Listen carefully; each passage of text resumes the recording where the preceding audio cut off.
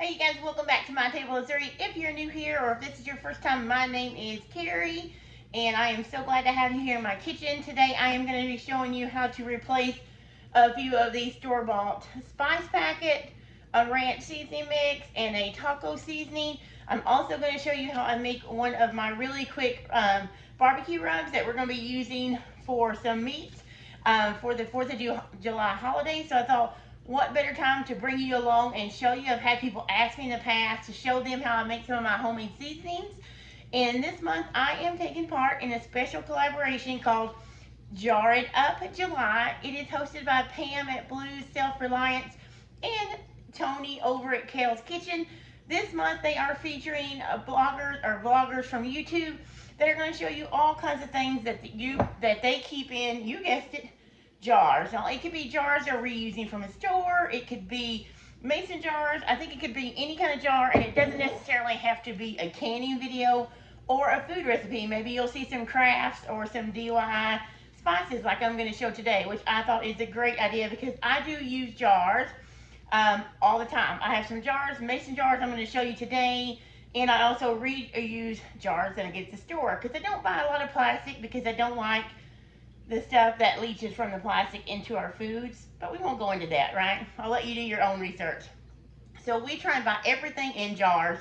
When I cannot buy in glass, I make myself in can here at the house just to reduce the amount of plastic that we bring into the house and that touches our food. So can't do it perfectly yet, but it's something we're working on and a goal of ours. So today I thought I would show you how I replace these seasonings, pre-bought mixes with some easy do-it-yourself at home that tastes just as good, if not better, actually. So let's jump into it.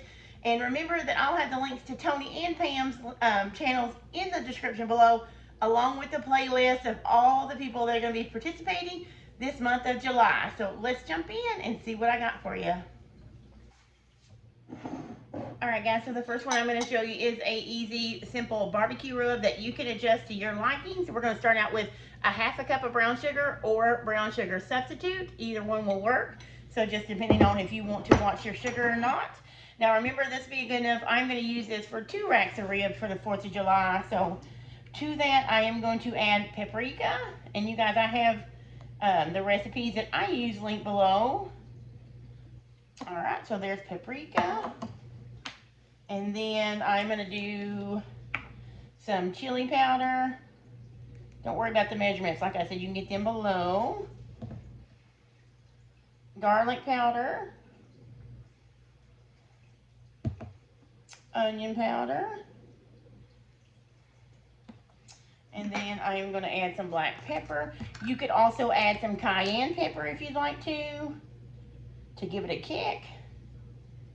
But I'm going to use some extra black pepper to give ours a kick.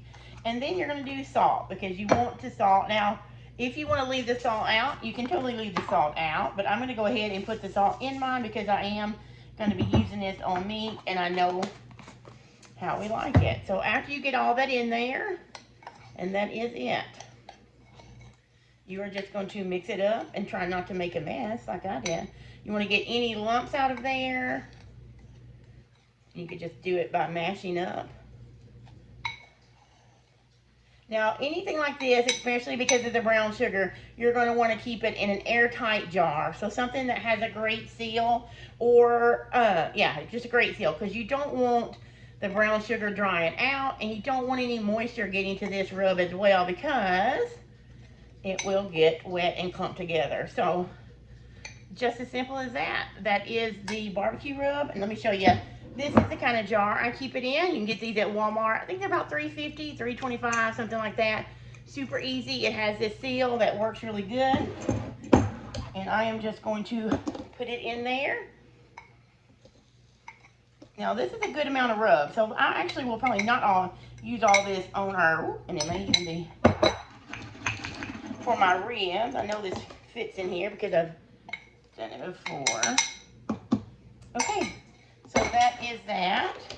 And you just close it up. And now this is good to go. This will sit on your pantry shelf for months and you'll have your rub. You can use this. It's delicious on chicken, pork, beef, just about anything. The only thing I haven't tried it on is fish, but this is so good it can go with anything. So let's move on to our taco seasoning, shall we? All right, I'm gonna set this up. Next thing I'm gonna show you is our taco season. Super easy. I'm gonna have all this linked below. I am gonna actually put some Mexican oregano in there. This is not in the recipe, I don't believe, but I like to use that, and it's something I've grown. So we have that. Then I am gonna put some black pepper. You can put cayenne again, or you could put anything. Some adobo chilies would be good. Some smoky chipotle powder would be good. And I am just going to double everything because I actually am gonna go ahead and triple. I like to make big batches because you can double, triple, quadruple all this and have it last. Now, you may be wondering, if it recipe calls for 1 pack of taco season, how much homemade do I make?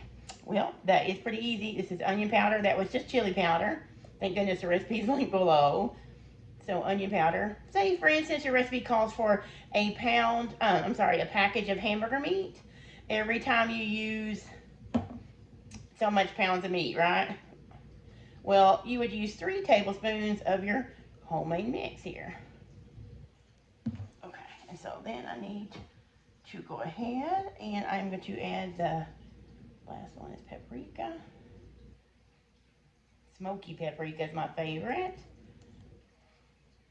I only use a little bit more of that. Okay, so there you have it. And you can add salt to this. I don't add salt to my taco seasoning, but you can. Sorry about that hard transition there. Had a problem. I got a call, so I had to break away for a second. But I know I said the paprika. So where it cut off, as I was saying, you can add salt to this if you'd like to. I prefer not to. I also said the paprika was the last thing, but I almost forgot cumin. And you don't want taco seasoning without cumin. And I had to open it in a jar. You guys, one thing I learned back in 2020 is always stock up on spices like this and have them ready when you need them. So this is actually 1/4 of a cup, so that's 3 tablespoons. I thought I would do it the easy way instead of measuring all out. All right, so what I do here is then I just put a lid on it and I just shake it really good. You could do the same thing as putting it in like we did with the rub and stir it up, but it's just as easy this way.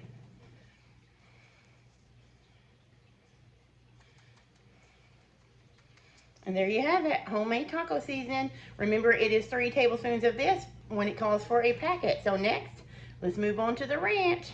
And how cute is that little jar, right? Okay, last one's going in this mason jar. You can see I already have some in there, and that is homemade ranch. So this is the kind of powder you would use when it calls for this. You can make dips, salad dressings. You can put it on all kinds of things. So I'm gonna just build on this because you know it's that easy to do. So you're gonna put in all your ingredients. Remember, right now I'm making a large batch. So this is onion powder, 1/4 of a cup or 3 tablespoons.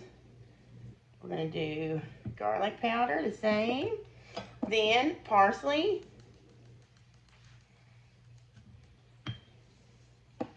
And dill.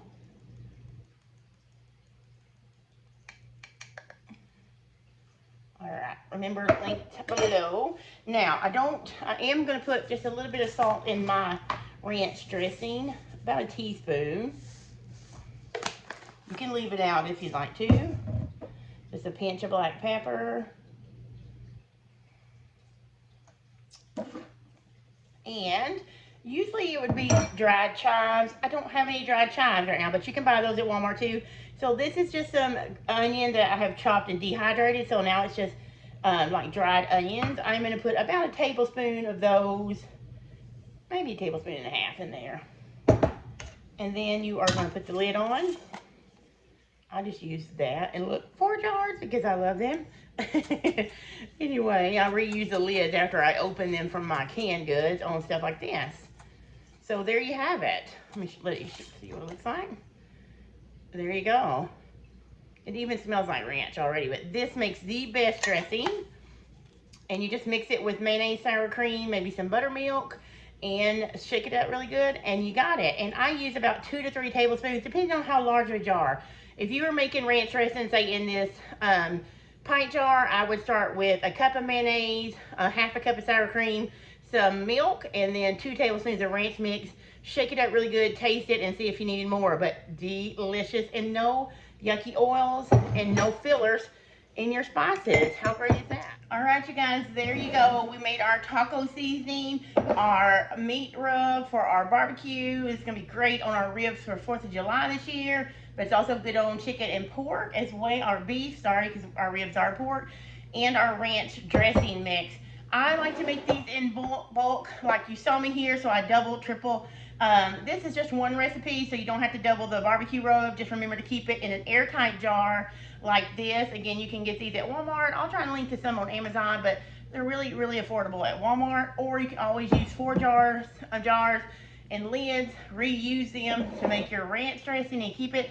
These are dry spices, so these will last for months and months in your cabinet without going bad. You'll always have them. If you keep a stock of spices like basic garlic powder, onion powder, parsley, cumin, chili powder, you'll have all these things on hand to make your mixes really quick. You can avoid any kind of, if you don't have time to run out to the store to get one of those packets, just whip it up like you saw that. I hope these have been helpful for you. Also, remember again, this is a great collaboration hosted by Tony and Pam. Links below, the playlist below. Check out and comment on all the videos you see this month. Let them know how much you're enjoying them. I wish you all the best. A happy July 4th. And can you believe it's July 4th? Never can believe how fast time goes. But hope you're having a good summer. Stay cool, you guys. And I'll see you in the next video. See you later.